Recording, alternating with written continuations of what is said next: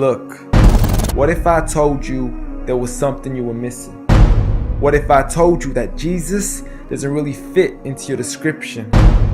What if I told you that follower of Christ doesn't automatically mean Christian, and just because you believe in faith doesn't mean Jesus didn't believe in submission and conviction? Listen, you say Jesus was God and that God had descended. We say Jesus was man, for Jesus was dependent. Our God is all great and cannot be comprehended. You say that God was murdered, or do you believe that he pretended? See, God gave us brains and God gave us logic, but I guess God wanted us to use them in everything else except for this topic.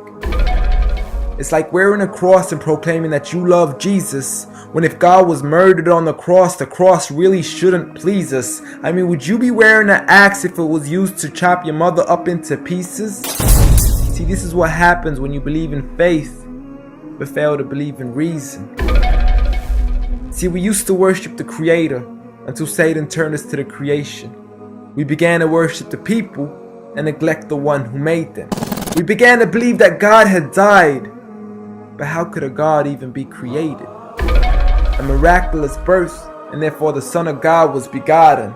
See, the creation of Jesus was easy, but you seem to have forgotten that God says be, and it is, just like with Adam, a concept too complex for the church to merely fathom. But he was the creator of the universe, for all we know, even more. And so what if we can't see him? I mean, what you acting like our universe is small?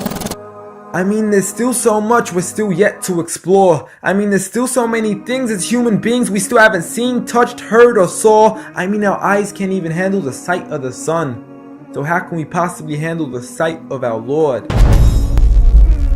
See, Jesus used to pray, but in your opinion, who'd he pray to?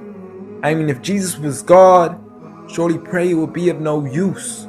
Or did he only require it when he needed to know the truth? Like when God wasn't sure whether it was the season of the fruit. Or maybe he prayed when there was something he couldn't do. Like when he said, I of myself can do nothing. But you took it as there's nothing he couldn't do. See, no one used to worship Jesus, so ask yourself, why do you? A concept so straightforward, but has left so many confused. See, Jesus preached one God, but the church has failed to practice. And I mean, you don't have to be that dumb to know that 1 + 1 + 1 equaling 1 isn't necessarily going to give you a pass in mathematics. See, the church said 3, when Jesus said 1. Jesus said God, when the church said Son. Jesus never said worship me, rather he said pray. But you've chosen to worship Jesus despite everything he used to say.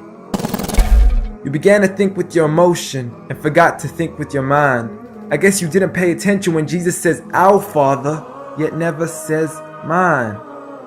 You claim to be a follower of Christ, yet you still choose to eat swine. And you call yourselves Christians, but in your churches you're busy drinking wine. And just to clarify, I do love Jesus. Matter of fact, I love him more than you. Because when Jesus said do something, I actually do. However, I'm not connected with the church nor with the Bible. See, I love Jesus as my prophet, but refuse to worship him as an idol, just like he wanted and proclaimed it as sin.